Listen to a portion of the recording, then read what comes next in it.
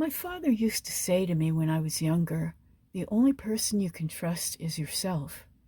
Those words stuck with me through a lot of hard seasons. But is that the whole truth? And what about the idea that trust has to be earned? Or the old saying, trust but verify? If you've ever been burned in a relationship, blindsided at work, or felt the ache of wondering who's safe to lean on, this episode is for you. We'll walk through real stories, mine, and some reflections that might sound familiar, and find a wiser way forward. People often say they only trust themselves, but is that really true? Think about all the promises we've made to ourselves. I'm going to lose weight. I'm going to save money. I'm going to stop procrastinating.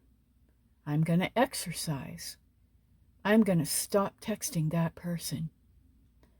How many of those promises have we broken? The truth is, even we aren't perfectly trustworthy. Sometimes emotions get the better of us. Sometimes we make decisions we'll later regret. Sometimes we ignore our own better judgment. So even trusting ourselves isn't automatic. Self-trust is built the same way we learn to trust anyone else, by repeatedly keeping promises. Every time you do what you told yourself you would do, your confidence in yourself grows. But when I think about what my dad said, the only person you can trust is yourself, I think he meant to give me real wisdom there. If you've ever heard my other podcasts, you know that I grew up in a turbulent home, parents fighting, split, then strict rules and some painful discipline that left me wary. Later came a difficult first marriage, workplace bullying, where people smiled to my face and undermined me behind my back, and relationships where I was rejected for things I couldn't change, like my disability and the scar on my back. In those seasons, learning to trust myself, my judgment, my ability to spot red flags, my strength to walk away was life-saving. I think my dad's words subconsciously guided me to recognize that self-trust is the foundation. If I don't believe in my own ability to recover and make better choices, then every betrayal feels final. But here's what I've learned after decades. Making it the only truth can turn into a kind of cage. Let's imagine my father's advice taken literally. What would life look like? You couldn't trust your doctor. You couldn't trust your mechanic. You couldn't trust your pharmacist. You couldn't trust your spouse. You couldn't trust your closest friend. You couldn't trust your employer. Society simply couldn't function. Every day we place trust in people we've never met. We trust pilots to fly airplanes, engineers to design bridges, food inspectors to keep our food safe, banks to protect our money, teachers to educate children. Without some level of trust, civilization falls apart. So maybe the goal isn't to trust no one. Maybe it's to trust wisely. And we're not meant to live like separate islands. We're wired for connection. The kindness of students, friends, and even strangers in my lowest moment in 2006, when I faced homelessness twice after my spinal disorder, reminded me that good people exist.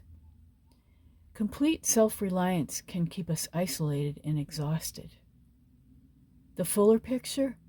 Trust yourself first and most, then learn to extend trust wisely. That shift has brought me deeper peace and better relationships. So does trust have to be earned? The short answer is it depends on the depth. For everyday interactions, the cashier, a new neighbor, a casual friend, a reasonable baseline of trust makes life work. Most people aren't out to hurt us. Starting with trustworthy until proven otherwise opens doors. For example, When I meet someone new, I don't assume they're dishonest. I don't assume they're going to steal from me. I don't assume they're trying to hurt me. I offer them a basic level of trust simply because they're another human being. That's enough to have a conversation, share a meal, work together, get to know each other. If nobody started with even a small amount of trust, friendships would never begin. But deeper trust is different. Can I trust someone with my deepest fears, my finances, my future? That level of trust isn't given overnight. It grows, little by little, not because of what people say, but because of what they consistently do. I've come to believe something very simple. We don't really trust words. We trust patterns. I learned this the hard way in my 20s and 30s. Pressure to marry, fear of being alone, and ignoring red flags led me to the wrong person first. Actions over time revealed the truth. After practicing watching a person's actions over time, I was finally led to the one I could really trust. He shows up, steady, kind, bending over backwards. That consistency earned my deeper trust, even though we still navigate real challenges like my pain, our job losses, and both of our medical issues. Why does this matter? Because trust is a risk. When we earn it gradually, we reduce the risk while building something real. Rushing it often leads to heartbreak. Giving none at all leads to loneliness. The sweet spot is wise openness plus clear eyes. And I want to highlight something here as well. You can't always rely on someone's promises or confuse them with patterns that you need to watch. Anyone can make a promise. A salesperson promises, a politician promises, a dating partner promises, a friend promises, but promises cost very little. Patterns tell the story. If someone repeatedly tells the truth, that's a pattern. If someone consistently keeps appointments, that's a pattern. And if someone apologizes when they're wrong, that's a pattern. If someone repeatedly breaks promises, that's also a pattern. One action doesn't define a person, but repeated actions reveal character. When someone's words and actions continue to match over time, trust naturally grows. This brings us to one of my favorite practical guides, trust but verify. It sounds political, but it works beautifully in everyday relationships. Some people think verification means you don't trust someone. I disagree. Verification protects everyone. Suppose you hire an accountant. You trust them, but you still read your tax return before signing it, not because they're dishonest, because everyone makes mistakes. Suppose your doctor recommends a treatment. You trust your doctor, but you still ask questions. What are the risks? Are there alternatives? That's not disrespect. That's being informed. Suppose you receive an email that appears to come from your bank. Instead of clicking the link, call the bank directly. Trust, but verify. Healthy trust doesn't eliminate wisdom. It includes wisdom. Now, here's a 5-step approach to using the guide, Trust but Verify. First, observe actions more than words. Someone says they care? Watch how they treat you on a hard day. Second, start small. Share a little and see if it's handled with care. Scale up as reliability grows. Third, set clear boundaries early. In my outlet store job, I documented everything when the bullying started. Yelling, gaslighting, public mockery. That verification helped me exit strategically to a better place. Fourth, check in calmly when doubt appears. Use something simple like my 5-minute rule, which I talked about in an earlier podcast.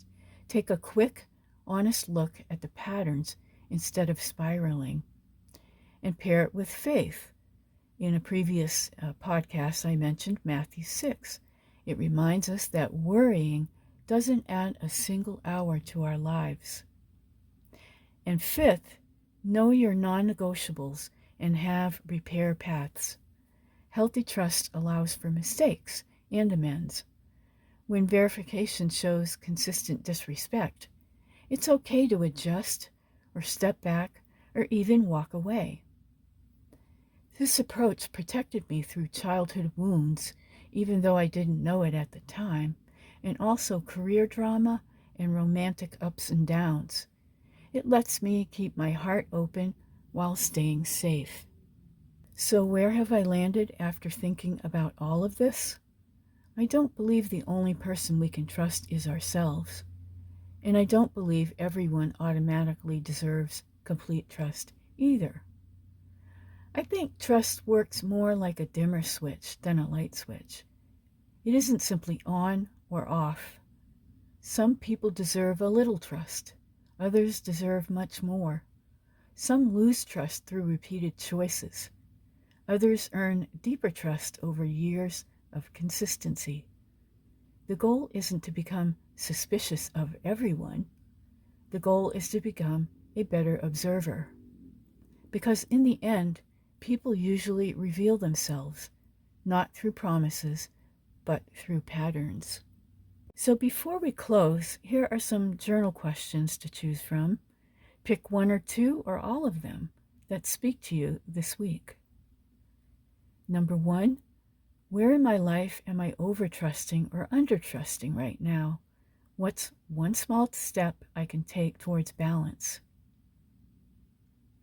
2, think of a relationship where actions have or haven't matched words. What does that teach me about earning trust? 3, when have I trusted myself and it made all the difference? How can I build that self-trust even more?